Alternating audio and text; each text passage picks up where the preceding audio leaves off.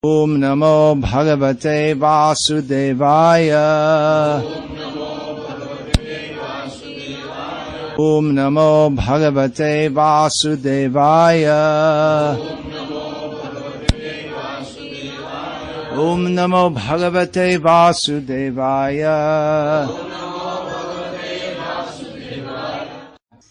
Vishayendriya samyogat yattadagre mritopamam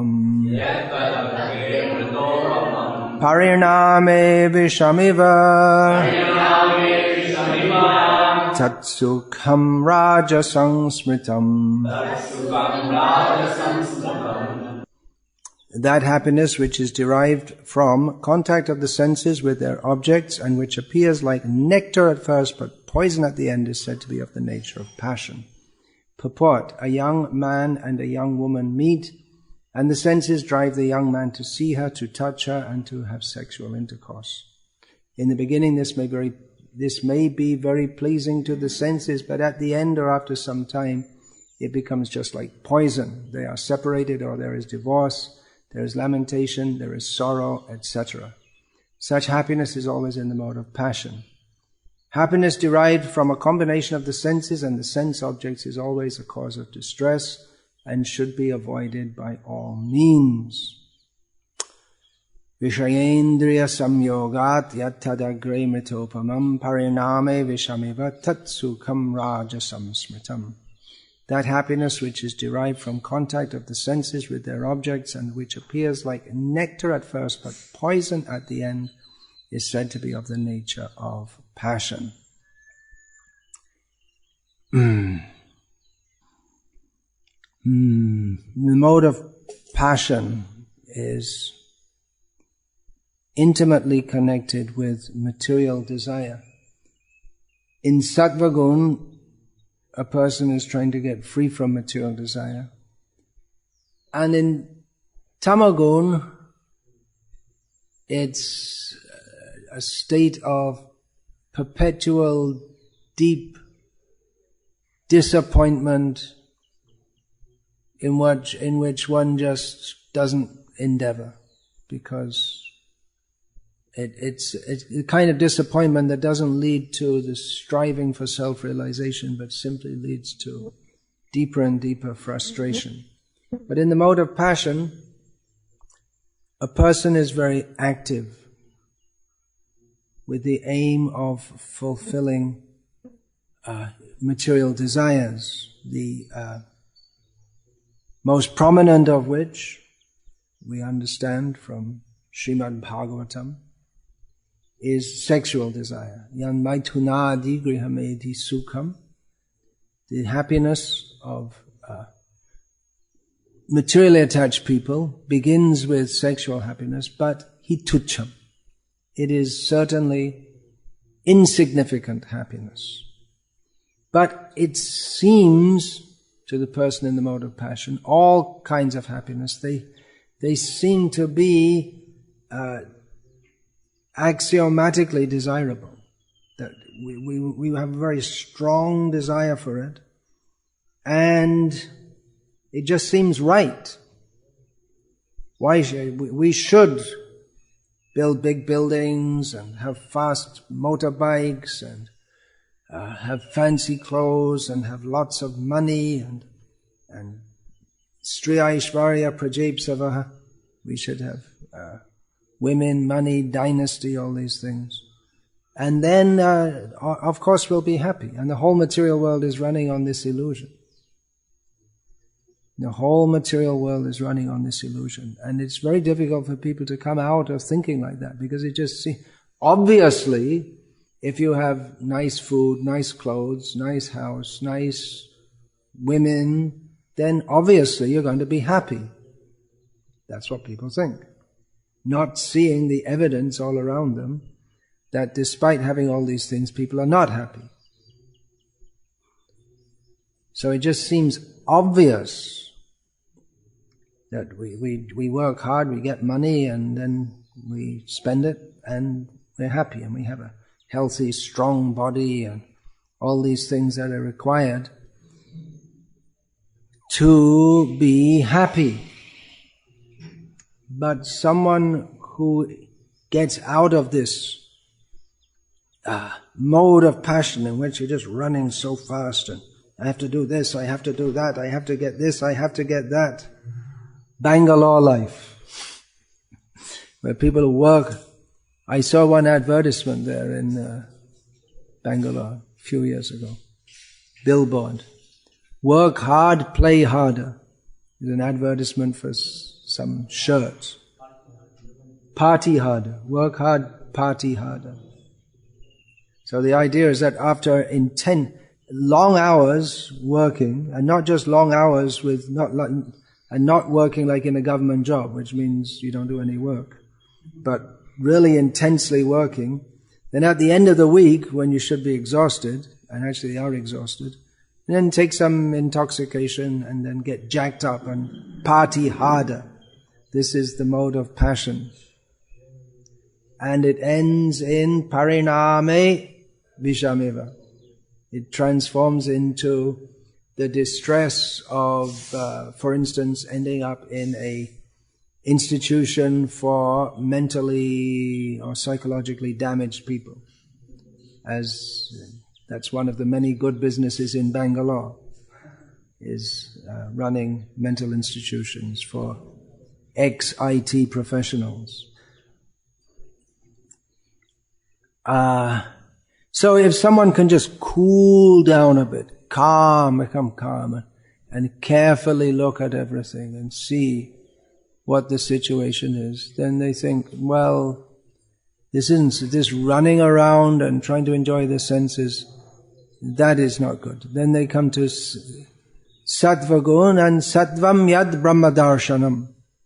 By Sattva Gun, of course the characteristics of Sattva Guna, they're mentioned an important one mentioned in Bhagavad-gita is Sattvam Sanjayate Jnanam. From Sattva Gun comes knowledge.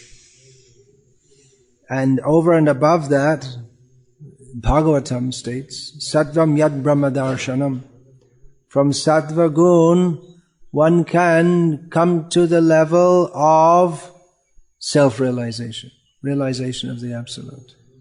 Okay, you're doing that, but the fly's on this side. He outsmarted you.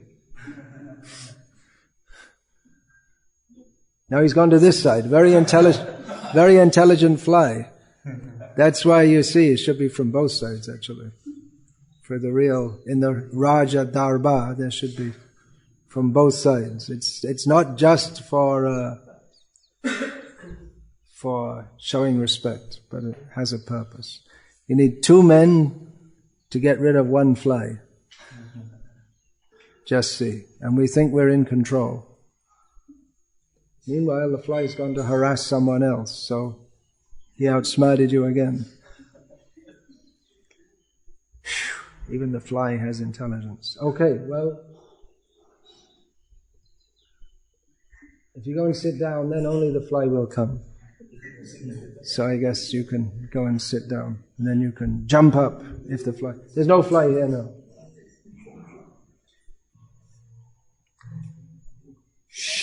So, Sattva Gun. One should rise to the platform of Sattva Gun. Otherwise you end up taking birth as a fly. That's in... The fly is in the mode of ignorance, but with a good admixture of Rajagun, by which he can fly busily here and there and find pieces of stool and then come and go on your food and all this kind of thing. He's active fool. So, in Raja, we say the Tamagun is the mode of ignorance, but in Rajagun there's no knowledge, actual knowledge. There is Sattvam Sanjayate Jnanam. Sattva Gun leads to knowledge. Now in Rajagun there may be knowledge also, just like this modern civilization is developed by science and technology and political schemes and economic schemes, and it's considered that one should be, you need a highly educated population, and that will develop the whole civilization, and then everything would be. We need educated people. Although in Kerala, they're the most educated people in India, and their economy's never very good, despite their communist government, which is supposed to be, well, it's sometimes communist Congress, like this. So, there may be knowledge in Rajogun, but it's all ignorance actually, because it's based on the misconception, the mistake of thinking that sense enjoyment leads to happiness, which seems to be true. Surely if I get lots of money I'll be happiness, but actually it's not true, as we see. Okay, please stop this because it's catching my throat. So in devotional service, devotional service can be practiced by anyone in any situation, but one has to, devotional service or any kind of activity in this world can be satisfactorily performed. That will give satisfaction to the self if it is on the platform of sattva gun. In devotional service is activity. Generally we think that sattva gun, that means you withdraw, you sit quietly, do some meditation, don't make any endeavor. But devotional service is activity. Srila Prabhupada stresses this in the Nectar of Instruction. And activity means that you're doing something for the sake of getting some result. Of course, in devotional service there is regular performance of arati, serving the deity. There's no, what we might say, tangible result that we get from that. But the result is that we want to please Krishna and increase our love for Krishna. Devotional service, deity worship is ideally executed in the mode of goodness, and beyond that in pure devotional service. But it can be executed in the mode of passion also, thinking that we're going to worship the deities here better than other places and people will notice. Our deity worship is the best. Or we'll worship the deity nicely and then we'll call people to give a donation. So the mode of passion is always there. Just the other day in Salem, Mahatattva, Prabhu was giving class and he said that he just joined the temple and he was asked to cut sabji during the class. And during the class, he was thinking that I'm cutting these potatoes so nicely, surely everyone is noticing me. He remembered after all these years, because it's so absurd. Why should anyone notice how you're cutting potatoes? But he noted that better not have your hand on your mouth. He noted that he was thinking like that egoism came in such a humdrum activity as cutting potatoes. So the mode of passion is always there, especially in the modern age, because we take to devotional service, but we've been raised in a very rajasic civilization in which the idea is you have to get ahead, you have to make progress, you have to be a success, study hard so you can work hard so you can get money, and then you can party hard, and then on and on and on. There's no end. There's no end to the passion, and there's no end to the desires. They're always promoting more and more desires, more and more billboards, more and more products that they're producing. Latest iPod or whatever it is, latest. They're all in competition, all the different companies who can bring out the pod or pad or whatever it is that will sell the most. So we're raised in this highly passionate society.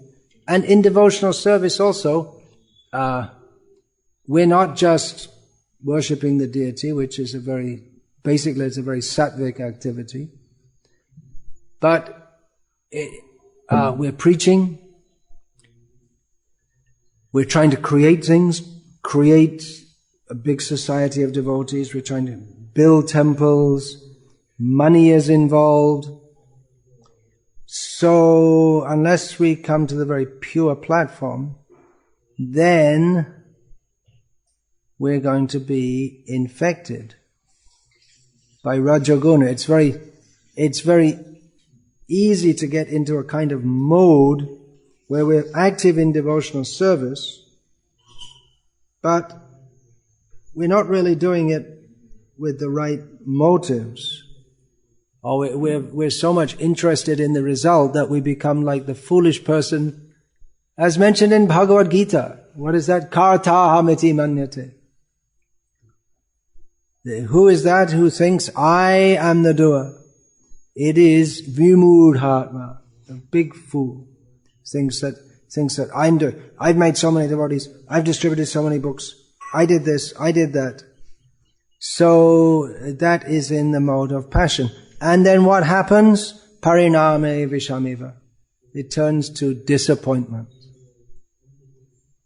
And I've, here in this temple, some time ago, less than a year ago, a couple of devotees approached me and they were in a very disappointed mood, saying that, well, why is our preaching turning to failure? Because they would go and meet big people and had big plans to do this and that, and they were disappointed. Actually, there was no failure, but it seems they had some idea that, we're going to do this, we're going to do that, and think that everything's just going to change in a minute or two, that we'll do so much preaching and we'll show everyone. But the actual fact is that it takes time. I mean, by Krishna's grace there can be a revolution, as Srila Prabhupada made a revolution by bringing Krishna consciousness to the West. But it wasn't just that Prabhupada landed and immediately he landed in Boston Harbor and all the TV channels were there and the President of America was waiting there to garland him. There was no such thing. Prabhupada was alone. Of course, he said, I never felt alone. My spiritual master was always with me. But there is one chapter in the Srila Prabhupada Lilamrita called Struggling Alone. And first of all, Srila Prabhupada, he went to stay with some family in a small town in rural America, away from any big city. Then he came to New York, and therefore no one knew what he was doing, why he was doing, and it took quite some time. And gradually some people started to join him. Then when he went to San Francisco, after some time, then there was a big program arranged and many people started to come. But even those many people who started to come, whereas in New York it only had a few coming, but many, they came, but as the New York devotees used to say, there are many coming, but they're not very serious. For instance, the New York devotees were scandalized by hearing that the devotees in San Francisco thought nothing of going outside the temple after the morning program and going to the donut shop. Donuts, it's a kind of cake, you could say. And they thought, well, it's okay, but the New York devotees thought, it's not okay at all. And things gradually developed. It wasn't that Srila Prabhupada just went there and all of a sudden everyone bowed down at his lotus feet. They should have done, but they didn't. So these devotees had become disappointed.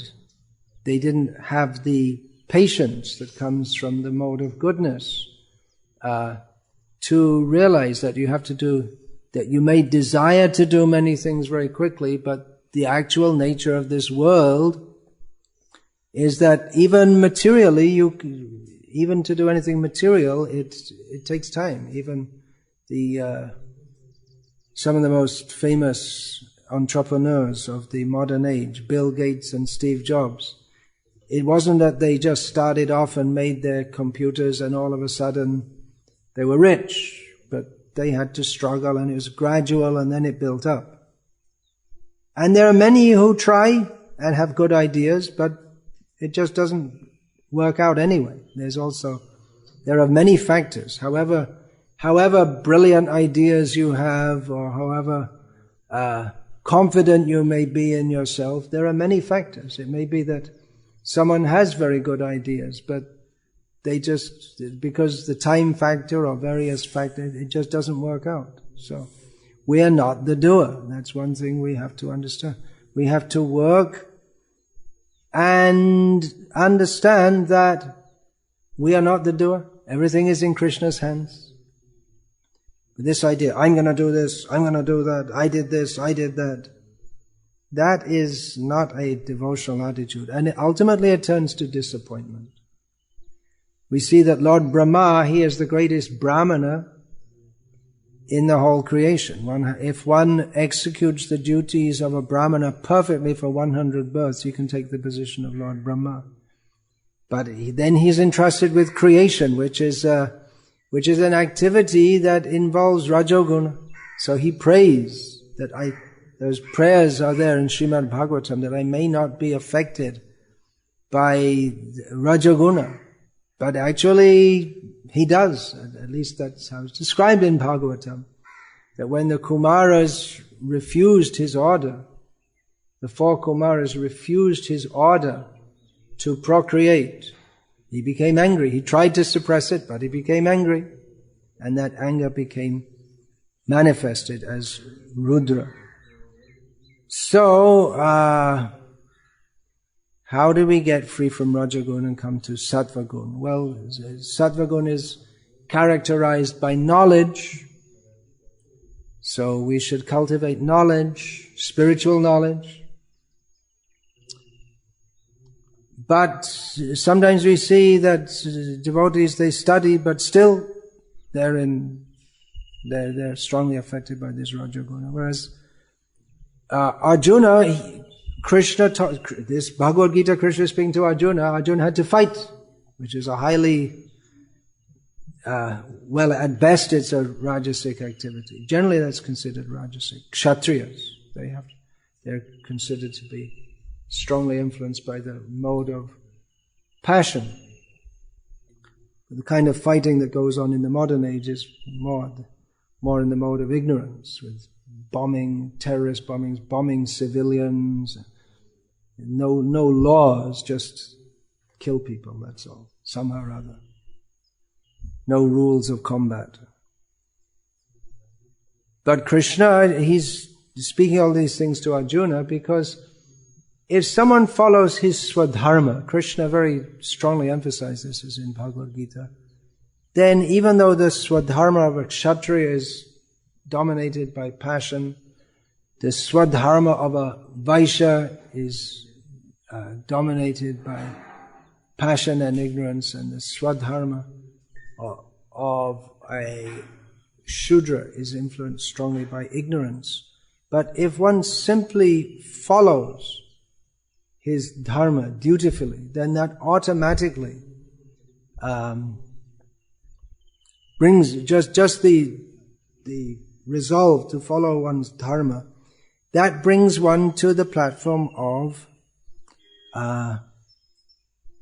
sattva, detachment. That I'm doing this, why I'm doing this? Not because I want to get a result, but because it's my duty to do so. So that helps one to come to the position of sattva-gun, detachment, even if someone is by nature in the lower modes of nature. So it's an attitude. One can cultivate sattva-gun with the attitude based on knowledge that I am not the doer, I am not the enjoyer, I am simply here to serve. There is no enjoyment in this world, so why should we try for it? We may not even recognize that in devotional service it is influenced by the modes of nature. But Lord Kapila Dev describes this, that there can be devotional service which is influenced by ignorance, by passion, by goodness, but only devotional service free from the modes of material nature is pure and fully pleasing. So that why are we talking about sattva guna? Then why are we not talking about shuddha sattva? Because we are conditioned souls, and we have to cultivate the attitudes that are in sattva guna are conducive to help us rise to the platform beyond all the modes of material nature.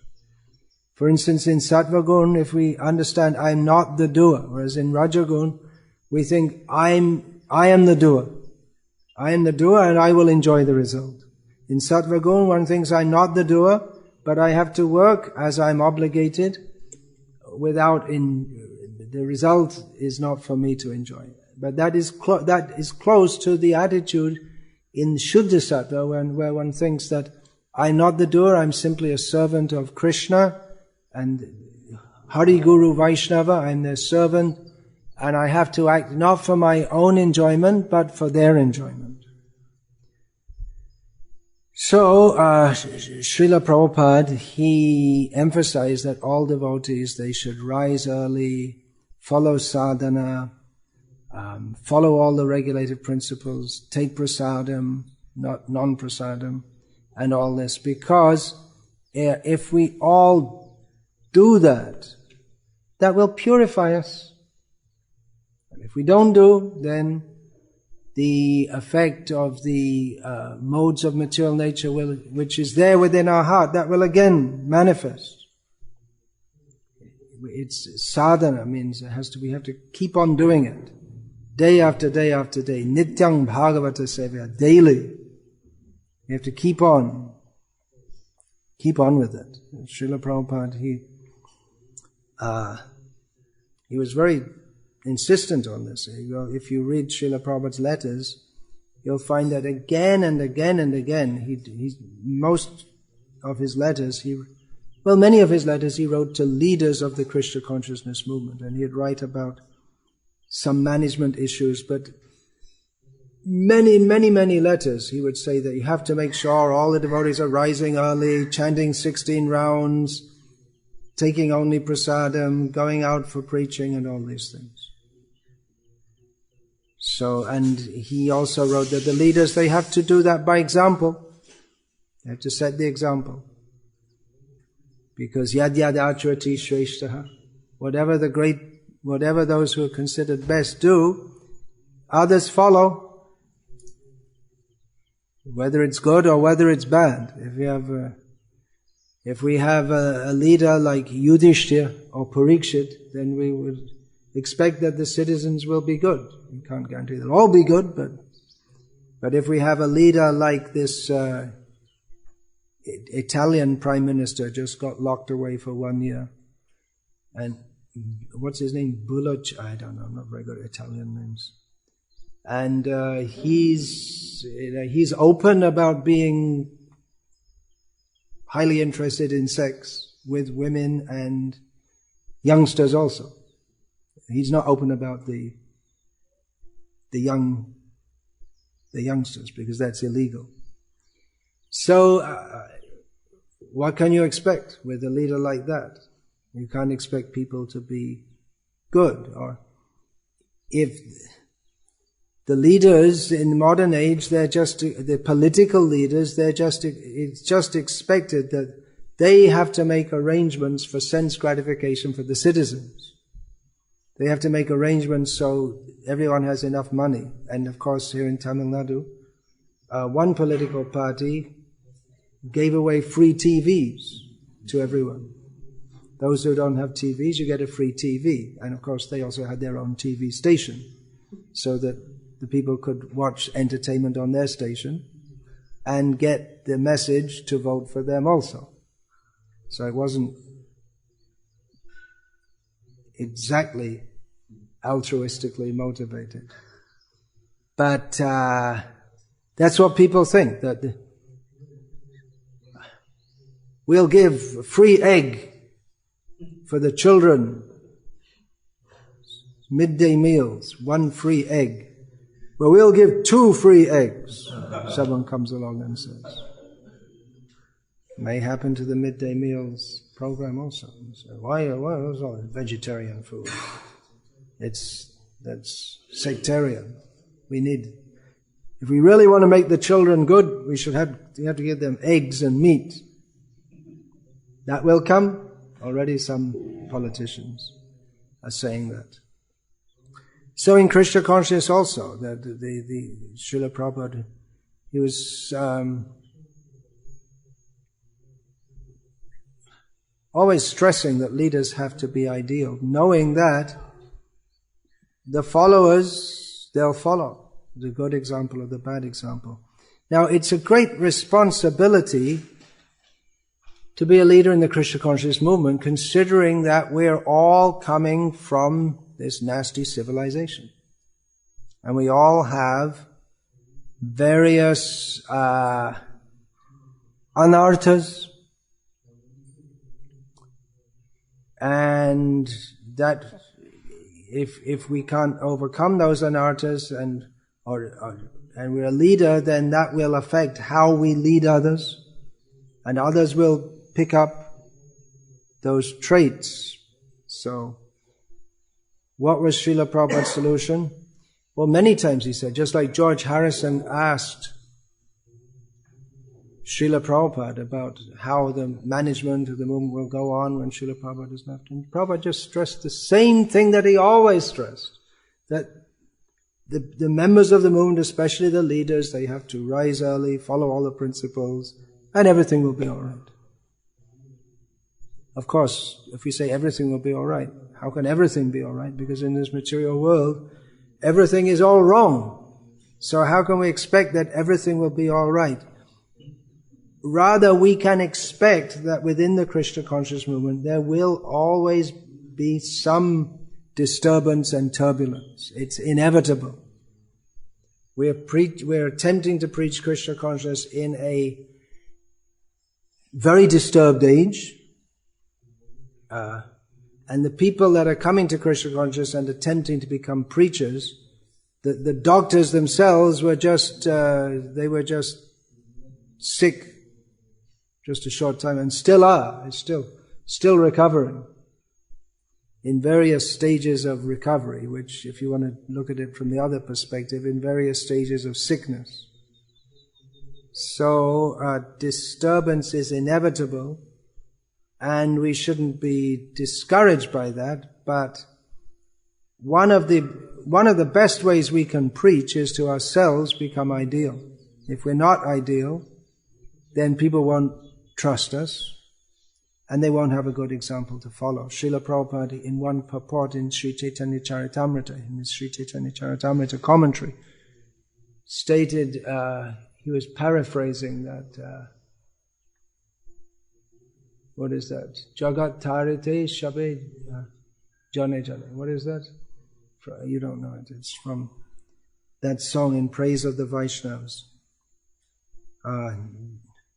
Jagata tarite shakti dhare jane jane. That every one of the devotees of Chaitanya Mahaprabhu has the power to deliver the whole universe.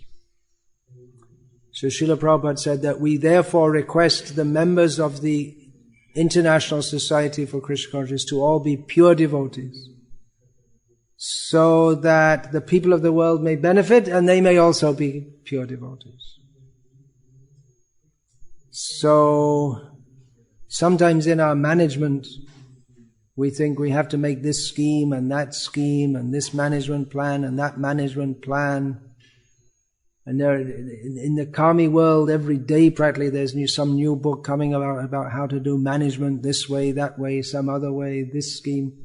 I remember in the 1980s there was this whole thing about horizontal and vertical management, and as a result of that they set up all these ministries, minister of this, minister of that, minister of everything else. That was supposed to be the horizontal management. The vertical management means top down, and horizontal means it goes on all levels, and it sounds good, but guess what? It's just another idea that someone made up, and that's all. And then there are the 1 minute manager, the 59-second employee, who stole my cheese, in search of excellence, and there's so many, the 7 habits of highly effective people, and on, so many management schemes. But Srila Prabhupada's management scheme was that all the members of the Krishna consciousness movement should rise early and chant Hare Krishna, minimum 16 rounds, offenselessly. He had often emphasized this. And be fully engaged in devotional service. And you may say, well, that's not very practical. Well, that was Srila Prabhupada's standard. And unfortunately, we have seen over the years that many of the leaders, well, maybe not many, but some, they don't follow this, and there may be reasons for that. Health or tiredness or whatever. But at least Srila Prabhupada's standard was that if they can't follow these basic principles, for whatever reason they may be, then they shouldn't be a leader. So you have to lead by example. Yad yad acharati shreshtas. If the leaders don't get up, if they don't think it's important to show their face in the temple before 8 o'clock in the morning, then everyone else will have an excuse also. So those who aren't physically fit enough to rise early and do all these things, then how can they be fit to lead a movement? I mean, even the karmis, as Srila Prabhupada noted, they rise early. The people who get things done in the world, they're not sleeping till 11 o'clock. He gave the example, Srila Prabhupada gave the example of Napoleon. He used to sleep on his horse. When he was marching with his troops, he would sleep on his horse. That means as he was marching, he would do like that. So he was, of course, we don't exactly want to be like Napoleon, but Srila Prabhupada gave that as an example of someone who they're fully into it. So they're fully into whatever they're doing. So what is our activity? Spreading Krishna consciousness. We're trying to do that. But what are we asking people to do when we ask them to take up Krishna consciousness? To rise early, chant 16 rounds, study Bhagavad-gita and Srimad Bhagavatam, worship the deity. So we have to set the example. Otherwise, if everyone thinks that Krishna consciousness means just to run here and there and bring bricks and all these things, then everyone will be doing that and no one will be chanting Hare Krishna. Then what's the point? There are already so many organizations which call themselves spiritual. So, yeah, if we have a daily sadhana program, that should help to keep us focused on Krishna. That's the whole point, right? What's the name of this society? International Society for Krishna Consciousness. So, as Srila Prabhupada sometimes used to say, the test of your religion, whether you call yourself Hindu, Muslim or Christian, are you becoming mad after God? So that is the ultimate. That's what it's all meant for, ultimately.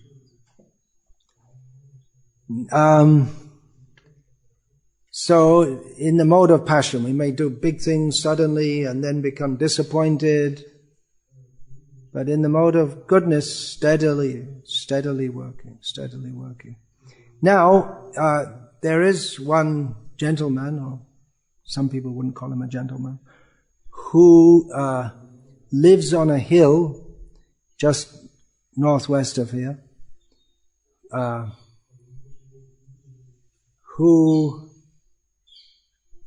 far northwest is Bangalore? About 150 kilometers? 200 kilometers, okay. So he's been very successful in many ways in spreading Krishna consciousness. He's very steady in what he's doing, very systematic, planning everything, and everything planned out, and has been successful in getting lots of donations and distributes books and opened many centers. So that might seem, well, that's not in the mode of passion because it's all very systematic. So we hear many praises of that person who used to call himself a disciple of Jayapataka Swami and now calls himself a disciple of Srila Prabhupada. At one point he decided that he was Prabhupada's disciple and not Jayapataka Maharaj's disciple. He decided. He didn't ask Srila Prabhupada because Srila Prabhupada already left our manifest vision.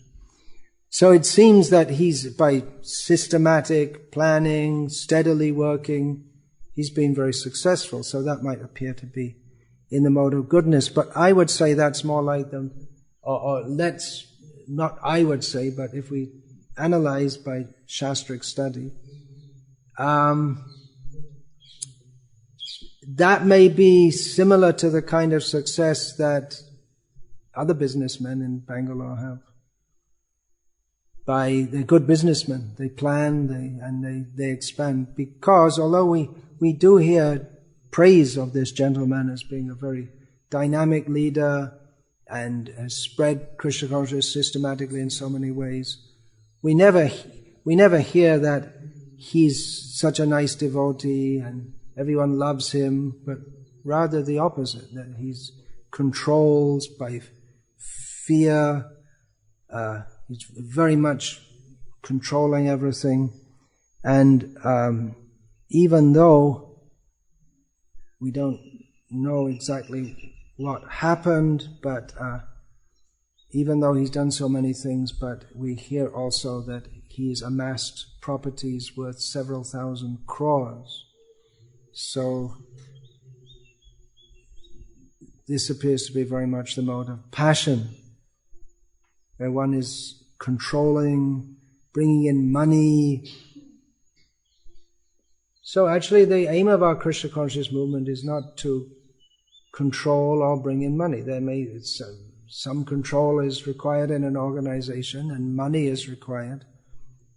But success is not to be judged simply in terms of money, but Srila Prabhupada said, he quoted his own spiritual master, that if at the expense of all my properties and all my mutts, one person could be a pure devotee of Krishna, I would consider my mission successful. And he criticized, Bhaktisiddhanta Saraswati and our own Srila Prabhupada, they criticized these mundane welfare workers who think that they're doing good for others. Because on the bodily platform. They're on the bodily platform. They're not on the spiritual platform. So Bhaktisiddhanta Saraswati Thakur said that the neophyte devotees ringing the temple bell once is more beneficial to the whole world, both materially and spiritually, than the karmis who opened thousands of schools and hospitals. That's quite a statement, isn't it? It just goes to show that devotional service, even in the neophyte stage, is more valuable than any mundane welfare work. It's on the bodily platform. So that is our vision. If we may think that some sadhus are very good and they're very gentle and nicely behaved, but our vision is that, and they're helping others by having hospitals and schools and all this thing. But our vision is that if one person goes back to Godhead, that's far more valuable than even the whole world is benefited by, I don't know, sewage systems everywhere. Now in India they want to have sewage systems everywhere. In Vrindavan some years ago they put a sewage system which immediately blocked up, and that's why, ever wonder why Vrindavan there's always a bad smell of stool everywhere? Because they put a sewage system. And it blocked up, and it's remained blocked up ever since. Whereas previously they had the people, Hari, what do you call that? The Bangi, in Bengali is called Hari. They would come and clean out the stuff that people produce after they've eaten a good meal. And but then they became advanced, and they put in a sewage system. And that's why, according to our olfactory senses, our sense of smell, Vrindavan smells. Actually, the smells there are beautiful smells of the spiritual world, but we don't smell that. Anyway, people may think we're doing good for the world, so even if we make the world perfect and beautiful and everything nice, our vision is if one person goes back to Godhead, that's more valuable than making the whole world nice, because it isn't nice. It's full of birth, death, old age and disease. However well organized it is, even if you stopped all the crimes against women, they're talking about it. So much talk about crimes against women. Even if we stopped all of that, we wouldn't consider it a major achievement. It's because what we see is that every woman who's ever been in this world has been abused. And every man also, unless they're brought to Krishna consciousness. The whole material world is one of mutual abuse. Everyone is abusing everyone else. So gang rape is particularly horrible form of abuse. But then there's millions of animals being killed every day. Why don't they make a fuss about that? All of a sudden they got all angry about one gang rape. And there are other gang rapes after that, but they still concentrate on one in particular. They make such a big thing of it. And so we want to see people become pure devotees of Krishna. That's all. And anything else, even sattva gun without Krishna consciousness, it's just another diversion. These so-called welfare workers, and nice sadhus, they're very gentle and very well behaved. But what's the use?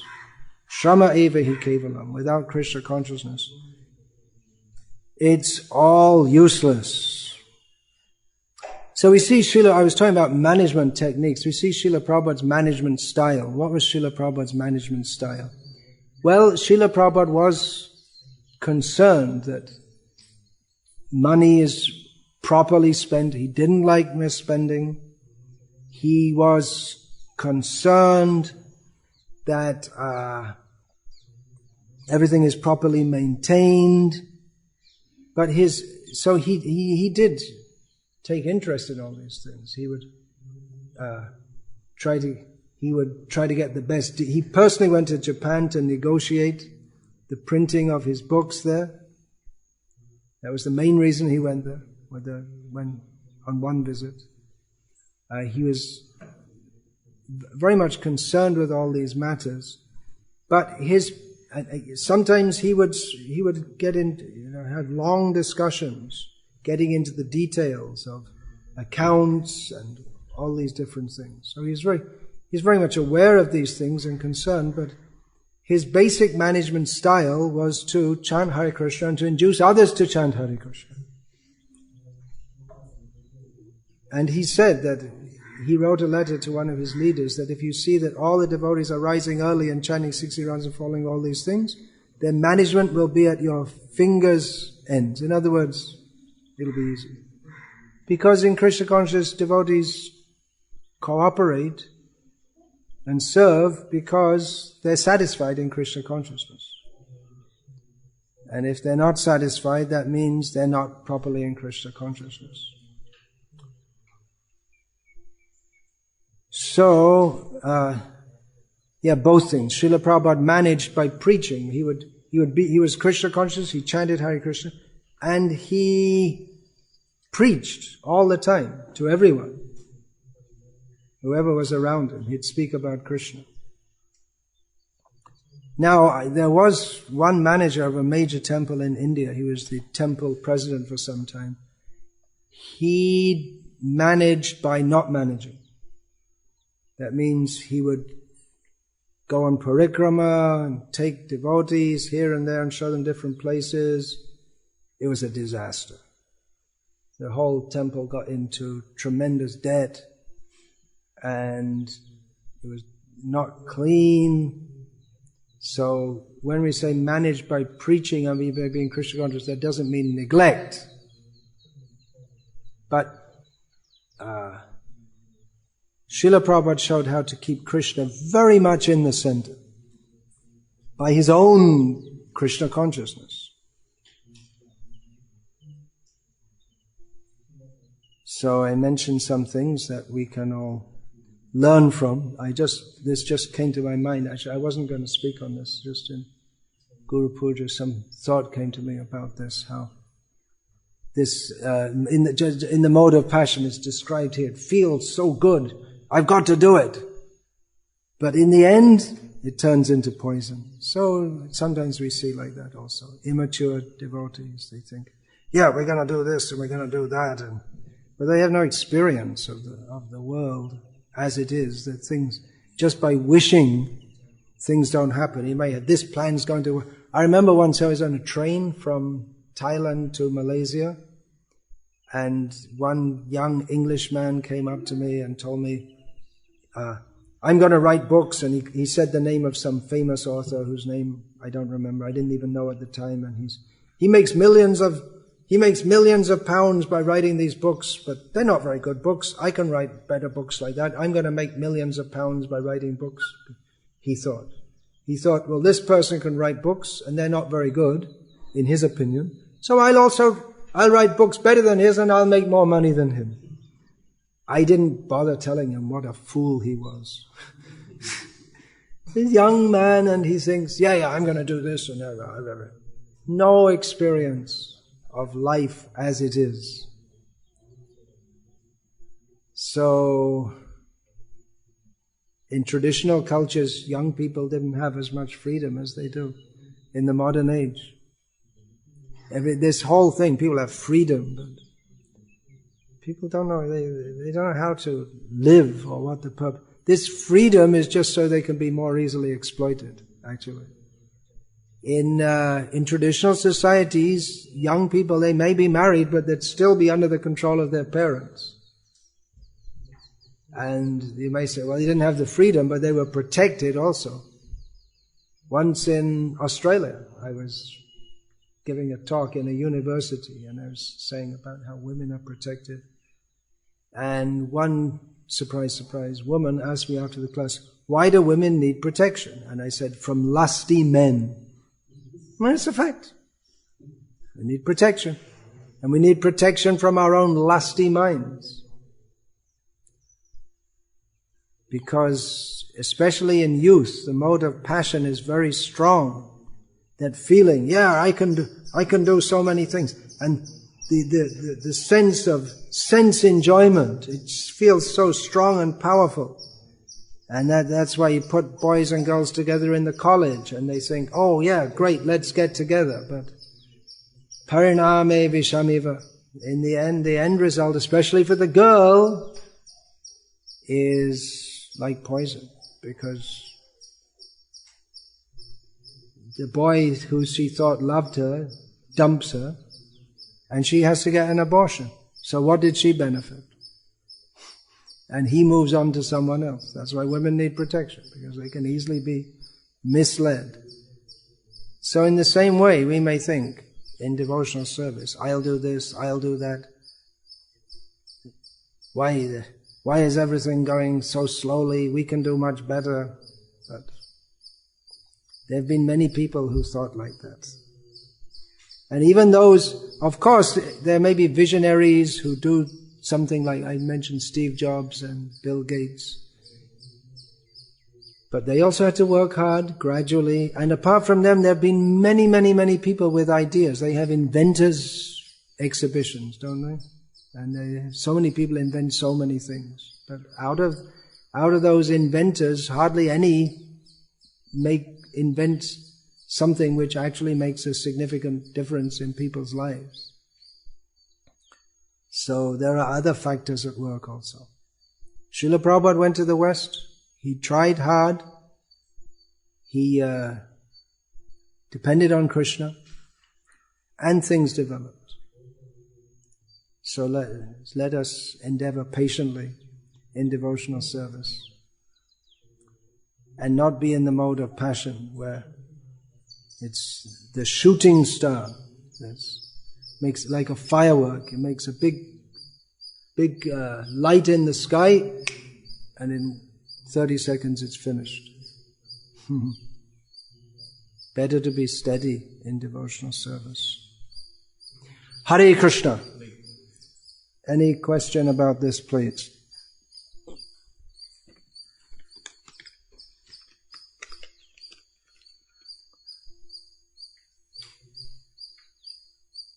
No.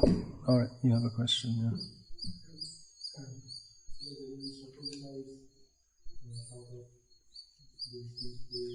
Generally, Sattva Gun, it's considered that people are peaceful in Sattva Gun, yes. Not doing much work, well, that's a misunderstanding, thinking that they don't do much work. People in Sattva Gun work, not that they don't work, but they don't unnecessarily, and they don't endeavor for unnecessary things, or they don't work more than they need to. But work has to be there. Everyone has to do some work. But not the idea in the modern age. The idea of work is that you just work until you drop. But in Sattva Gun, you work. Work is there, but we see that in Bhagavad-gita. Krishna says, "Yukta hara viharasya, yukta cheshtasya karmasu, yukta swapnavabodhasya, yogo bhavati dukkha." That there's one who is regulated in eating, recreation, endeavors, work, and sleeping. Such a person can they can conquer over distress by practicing yoga. So in other words, there's time for work, there's a time for sleep, there's a time for relaxation. But in the modern age, it's mostly all work. That's the idea of work. And when we think of work in the modern age, we think of minimum 8 hours a day, and in India more. But in traditional societies, it's not like that. You don't have to work so hard. Work is there, but not excessive. Yeah.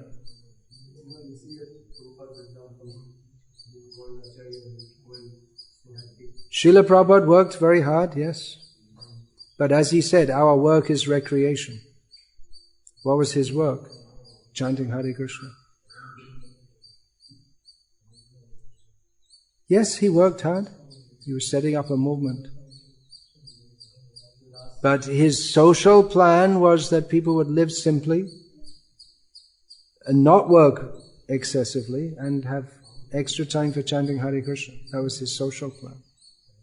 But to set that up, he sacrificed by working so hard.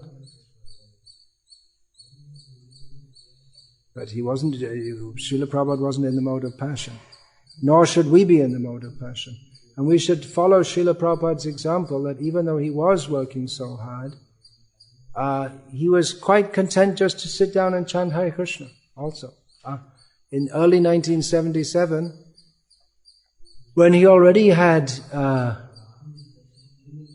plush apartments in New York, Melbourne, London, France Farm. There's so many rooms, Srila Prabhupada. You can go and visit now, and they're really first class, fit for a king. But Srila Prabhupada was content to sit for, I believe it was 3 weeks in Bhubaneswar in a mud hut. He was quite content to do that, which these demons have broken that now. In the name of widening the road, they broke Srila Prabhupada's hut. But it wasn't that Srila Prabhupada was working hard with the aim of amassing wealth or even followers. Srila Prabhupada was working, and he did make many disciples, but he always said that these are devotees sent by Krishna.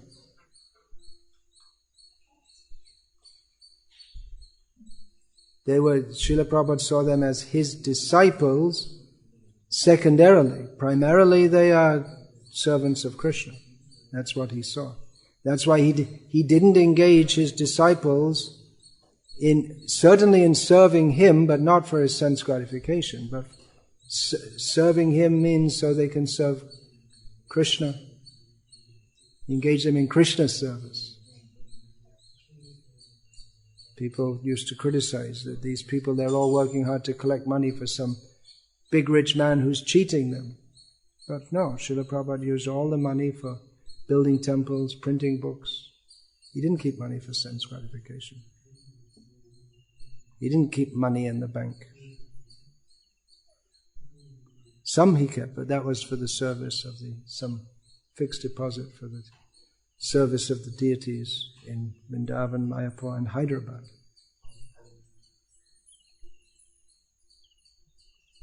Yeah, anything else?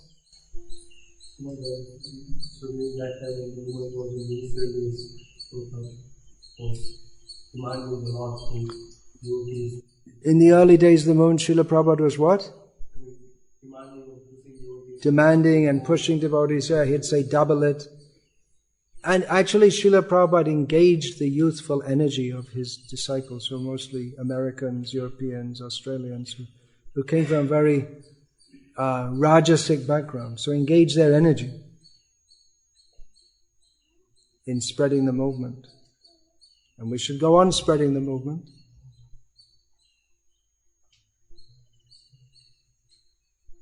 But that doesn't mean that's Rajo guna. And we should learn from the mistakes of the past also. We've made so many mistakes. We should learn from that. That's sattva guna.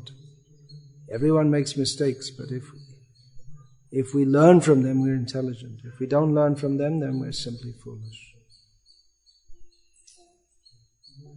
Yeah, who's it? You have a question.